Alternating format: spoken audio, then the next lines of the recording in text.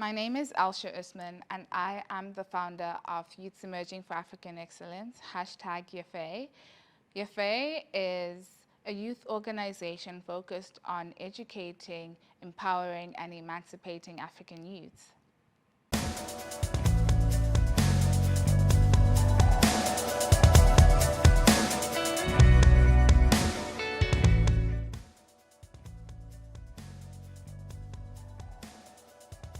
So firstly, in high school, I was part of the Leo Club, which is the baby club of Lions Club.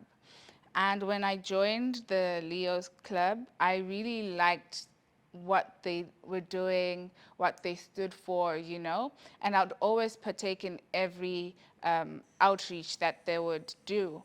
So I was 16 at the time. I thought of, okay, let me try and do this and see how many lives I can impact on my own.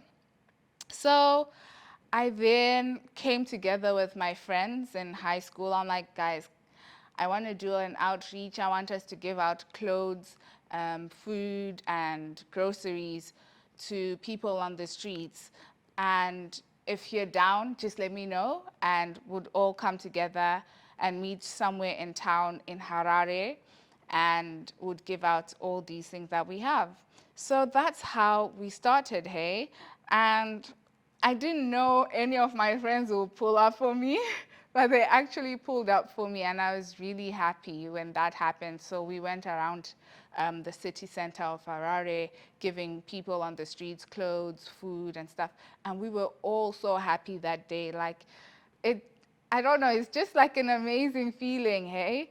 And so I did that, and I didn't tell my dad about it. I didn't tell anyone in my family about it. I just did it.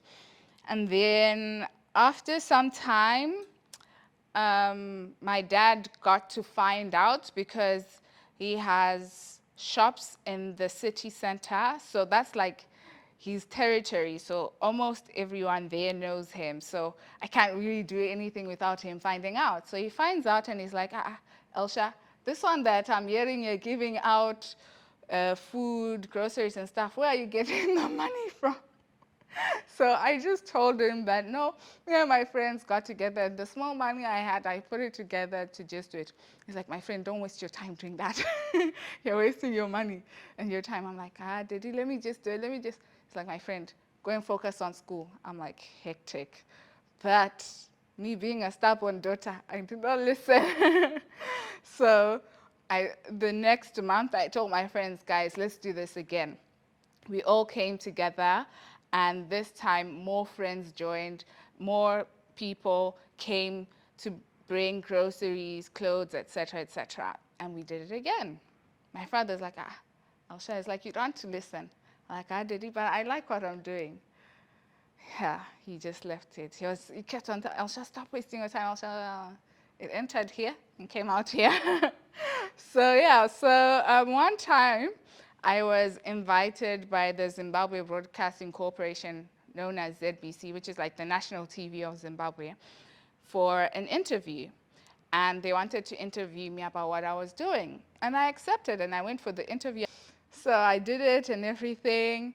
And then my father's like, Elsja, why is everyone saying congratulations to me, congratulations to me? And oh, your daughter is doing well. I'm like, what do you mean, Daddy? He's like, oh, all my friends are just saying congratulations that they saw you on TV. I'm like, eh. you know? And from there, he was like, okay, you know what, my daughter, just do what you're doing. I'm like, sharp. But I'm like, okay, so is it only because I'm getting public validation that you're like, I should continue? I mean, you should have been on my side from the get-go. But yeah, so since then, he has been supportive about what I do. So yes, so this is how I started when I was 15, 16. And I've been doing this for close to a decade now. So yes, it's just something I really love doing. I vividly remember one of the outreaches we did in Harare We went to a community which is on the outskirts of Harare, and in this community, there were girls as young as 10 years old that were doing prostitution so they could feed their family or pay for their school fees. And I was pained when I heard that, you know? And I just thought to myself, what could I do to help these young girls come out of this situation that they're in? Some of them are actually raped. Some of them as young as 11, 12, they already have kids that are like a year, 2 years old. They already have like a family, you know? And I promised myself that I would not stop what I'm doing no matter what, you know, whether I have the resources to do it or not, I would continue doing it because these people are looking for help. They really need people they can speak to, people that would come and bring them out of the situations they're in. And if I'm not there to do it, who would do it, you know? And for me, all this, I never used to do it to get public applause or anything of that sort. I never posted most of the stuff that I did. Um, I'm not the type of person to seek public validation because I really don't need it. I do it because it's something I truly love.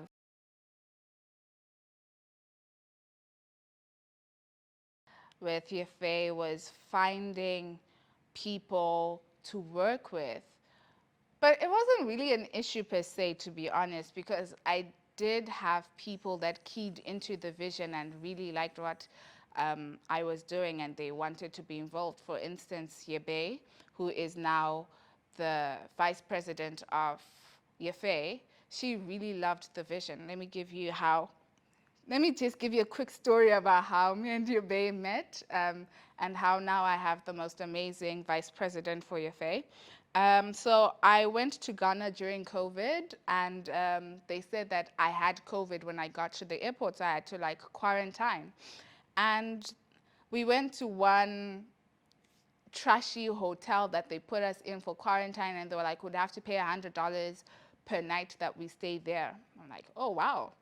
So yes, we did the tests. So we got there, we did a test when we got there. The next day we did a test, all of us were positive.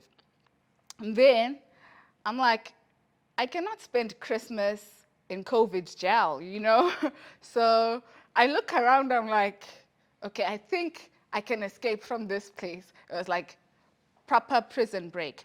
And I'm like, yeah, babe. No, I didn't even know her then. I was just scouting for people I could use who wanted to jump out of the place as well. So I'm like, okay. And I saw American girls. You know, Americans, they're just so free-spirited, down for anything. I'm like, yes, those are my people, you know? So I went to them. I'm like, hi, guys, my name's Elsja. I mean, I don't want to spend Christmas here. Do you guys want to escape with me? They're like, yeah, sure, sure. It was her and her friends. There were like two of them. They're like, yeah, sure, let's go, let's go. I'm like, okay, cool. Let me devise a plan for us to escape this place because the hotel had security everywhere. So we couldn't go anywhere, we couldn't do anything. And I was the only light-skinned person. So if I'm gone, they will know, you know? So yes, so I'm like, okay, let me devise a plan. So at that time, people who had stayed for their 7 days were leaving. So I just met one random girl. I don't know her from Adam. I'm like, girl, I don't know you, but I trust you. Can I please give you our luggages so you can go with them? And then when we come out, we'll come and pick them up from you. We gave her all of our luggages. Imagine someone who came with 2 suitcases, left with 7 suitcases, you know? So she left with our suitcases and we were just left with our handbags. So there were people that they brought the previous night that didn't want to stay there, and there was like a riot, you know? So they were shouting, oh, how can you bring us here? We're going to call people in government to bring us out. Look at this, your chaos. And God answered my prayers because during that chaos, the ceiling fell. I'm like, Jesus loves me. Chance given. Everyone's attention was where the ceiling fell and where all the chaos was happening and stuff. I'm like, girls, this is our time to get out of here. So I'm scouting the place and I see some places like elevated, so like we can go there and jump over the wall. Lo and behold, I get to this place where I think is elevated and it's a swamp. Yo, my leg just sinks inside. I'm like, yeah, I'm not going anywhere today. This December, this Christmas, I'm staying in this prison, COVID. So I'm like, what do? I scout around and I see a bucket. So I get the bucket. God forgive me. Someone was soaking their white clothes, but I had to escape that place. The food was horrible. There were mosquitoes. It was just horrible. So I put the bucket there. I was still not tall enough to jump over the fence. I'm like, shit. I scout, scout, scout. I see, those crates that they put Coca-Cola glasses in? I see that crate. I put it on top of the bucket. Now I'm elevated enough to jump, and I jump and I enter the car because the American girls, had called their friends to stay across so we could enter their car and leave. So yeah, I jump. The girls come. Yabe jumps. Shania jumps, and we're gone. So now we are now close to Yabe's hotel, and we get called by the COVID prison that, where are you guys? I'm like, what do you mean, where are you guys? They're like, oh, they're letting everyone out now, so you guys should come and collect your letters. I'm like, what do you mean they're letting everyone out? They're like, yeah, everyone is being let out. So in my head, I'm just thinking, so we did all that, we jumped. Some of us got bruises for nothing. They're like, yeah. And mind you, you could not, our passports were at the immigration office at the airport. So you could not leave without getting that letter from the hotel to go and collect your passport. So me, I'd already made up my mind that I'm not collecting my passport. If anything, we'll figure that out later. My own was I was not spending Christmas there. And that's how Yobe and I met.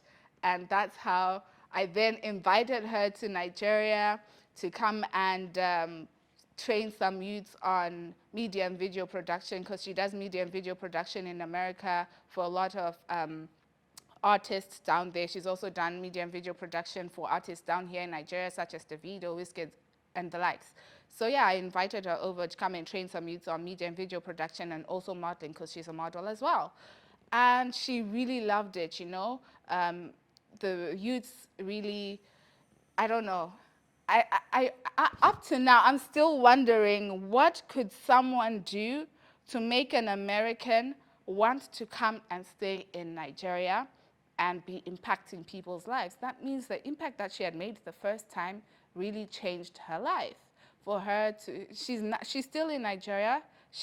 When she came and did the training, she left and she came back to help me host another summit. She's like, Elsja, this time I'm all hands, And she's been all hands since then. And now it's close to 8 months she's been in Nigeria. I'm like, what could someone be doing that would make you leave America to come to Nigeria and be doing work for free?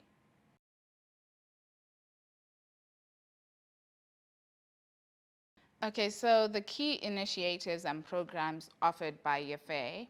So YEFE, we aim at educating, empowering, and emancipating African youth. So how do we educate youths? For instance, some of the summits that we hosted, we taught youths on how to do semi-permanent eyelashes. So for women, we do semi-permanent eyelashes, and that costs us between 10 to 30K, depending on the style and stuff. So if we train youth on how to do that, and that's low capital needed to start up the business. So if we train you on how to do that, you can easily empower yourself by creating a job for yourself. You become an entrepreneur. You don't have to queue up, sending up your CVs to anyone or anything of that sort. So yes, we educate by providing you with a skill that is very handy and that you can make money from, and that doesn't require a lot of capital. We also do training, for instance, the media and video production done by Bay Media. We will teach you how to shoot videos with your phone, how to edit them, how to do commercials, So just using your mobile phone, you can make money out of that. Also, We also provided training on hair salon services, so how to braid hair, how to do nails, manicure, pedicure. So yeah, so we do handy skills that we know that you do not need a lot of capital to start the business. So that's how we educate our youths. And then on the empowerment side, we have our mentorship program called Us and Friends. And Us and Friends aims at empowering and upskilling youth in the creative space, in the arts and creative space. So that's how we empower our youth. And combining the education and the empowerment that we provide, you're already emancipated in the fact that you're free to do whatever you want because you've already been provided the foundation that you need.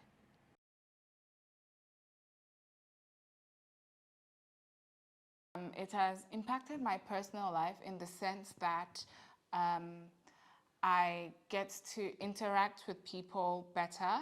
I learn communication skills better because I am interacting with people from different backgrounds, people from different cultures, traditions, of different hierarchies, from the top level to the lowest level. I'm interacting with everyone. And it teaches me how to interact with each and every one of these people and how to maintain relationships with them as well. So on a personal level, I'm learning like communication skills. Um, I'm learning how to be more tolerating because some of these people can really work on your nerves, you know? So it teaches me to be more tolerating of people and understanding as well because I mean, I might see something a certain way and the next person would see it a different way and would then have to figure out how we would make things work. So yes, understanding and acceptance. It has also taught me project management skills and how to be a team leader and just get people together.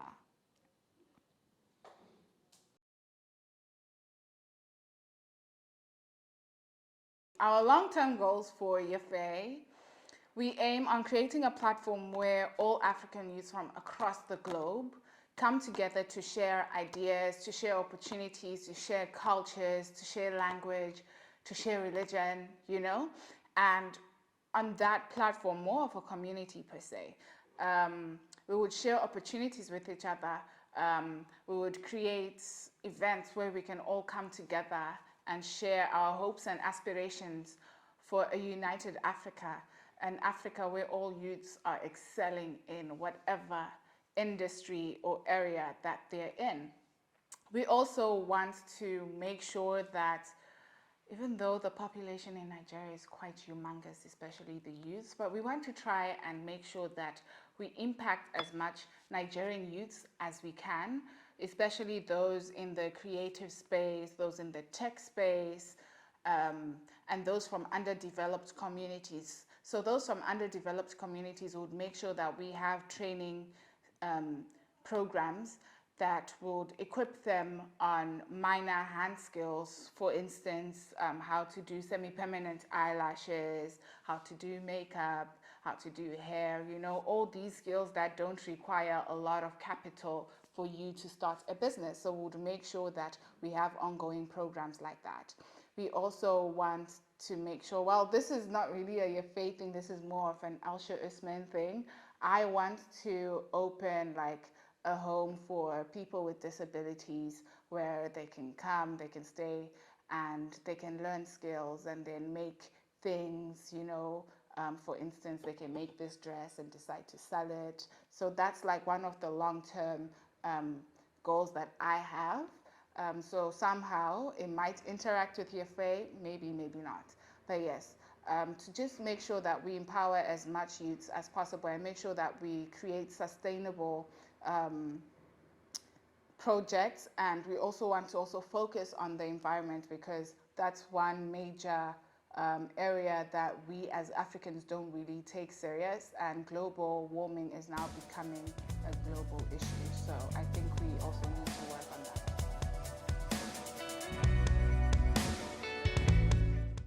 So how we aim to do that is